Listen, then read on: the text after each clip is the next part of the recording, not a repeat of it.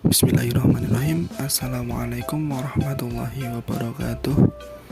Perkenalkan, nama saya Ulfi Hanif Asari dengan NIM 2062401016. Di sini saya akan menjelaskan tentang materi ke-13, yakni sistem buku besar dan pelaporan. Aktivitas buku besar dan pelaporan. Ada 4 aktivitas dasar yang dilakukan dalam suatu sistem buku besar dan pelaporan, yakni yang pertama, 1. Perbarui buku besar. Aktivitas pembaruan terdiri dari memasukkan ayat jurnal yang berasal dari 2 sumber, yakni yang pertama subsistem akuntansi dan yang kedua yakni bendahara. Subbab yang kedua yakni memasukkan ayat jurnal penyesuaian. Ayat jurnal penyesuaian ini berasal dari kantor controller.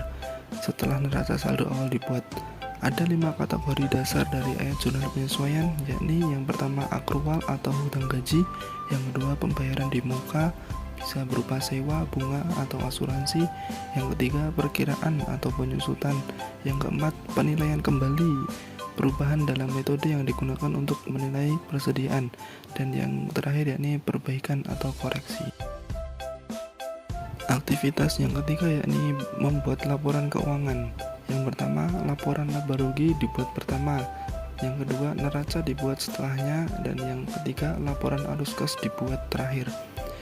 Dan aktivitas yang keempat yakni membuat laporan manajerial. Ada 2 kategori utama dari laporan manajerial, yakni yang pertama, laporan pengendalian buku besar.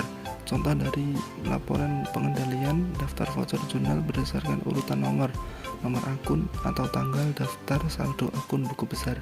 Yang kedua yakni anggaran. Contoh anggaran operasional, anggaran pengeluaran modal.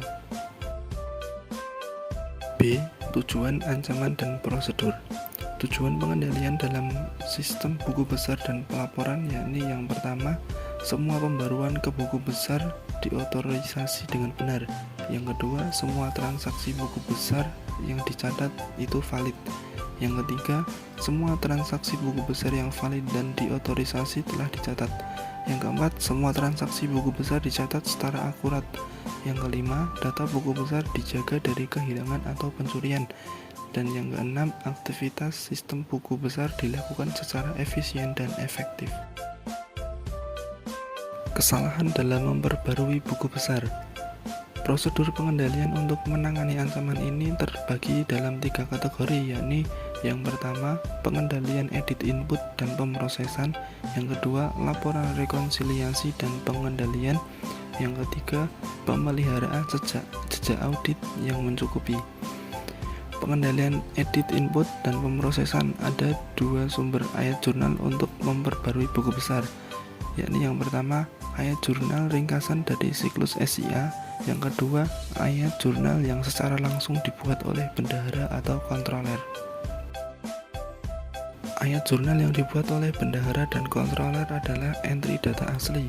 Beberapa jenis pengendalian edit input dan pemrosesan yang dibutuhkan untuk memastikan bahwa mereka akurat dan lengkap yaitu 1. Pemeriksaan validitas, 2. Pemeriksaan saldo nol, yang ketiga verifikasi closed loop, yang keempat menghitung total ranturan untuk memverifikasi akurasi pemrosesan batch voucher jurnal, yang kelima pemeriksaan field, yang keenam uji kelengkapan, yang ketujuh membuat file ayat jurnal penyesuaian standar untuk ayat jurnal penyesuaian yang berulang untuk setiap periode, yang kedelapan yakni pemeriksaan tanda. Laporan rekonsiliasi dan pengendalian. Laporan rekonsiliasi dan pengendalian dapat mendeteksi apabila terdapat kesalahan selama proses pembaruan buku besar. Contohnya yang pertama, pembuatan neraca saldo. Yang kedua, membandingkan saldo rekening pengendali buku besar dengan saldo total buku pembantu yang terkait. Jejak audit adalah memperlihatkan jejak sebuah transaksi di sepanjang sistem akuntansi. Jejak audit khususnya memfasilitasi tugas-tugas berikut ini. Yang pertama yakni menelusuri transaksi apapun dan dokumen sumber aslinya hingga ke buku besar dan ke laporan apapun atau dokumen lainnya yang menggunakan data itu. Yang kedua, menelusuri hingga bagian apapun yang muncul dalam sebuah laporan dari buku besar hingga ke dokumen sumber.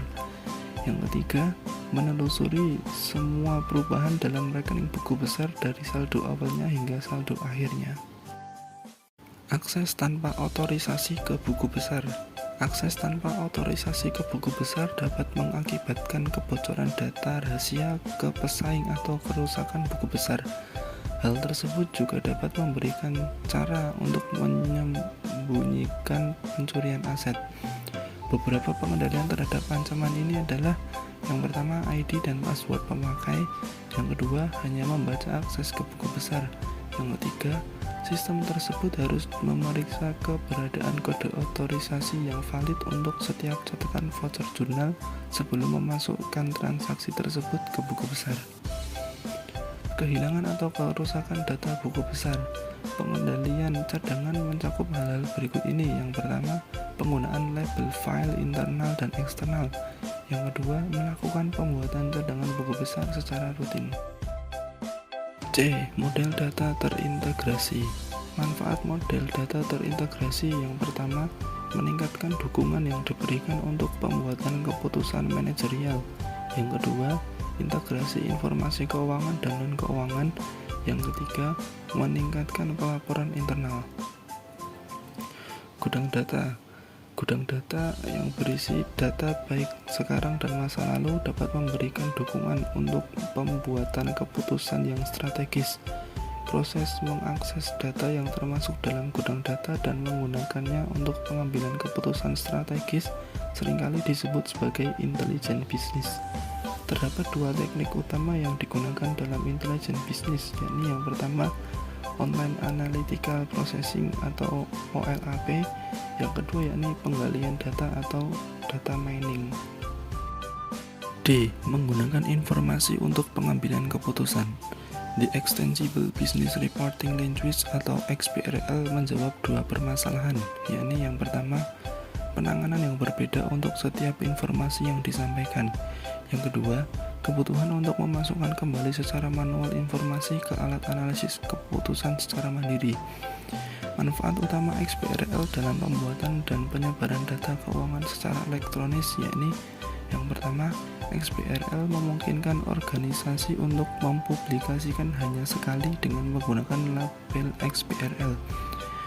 Yang kedua, XBRL dapat diartikan adalah informasi yang diberikan oleh label XBRL. Cukup sekian yang dapat saya sampaikan, kurang lebihnya mohon maaf. Billahi taufiq wal hidayah. Wassalamualaikum warahmatullahi wabarakatuh.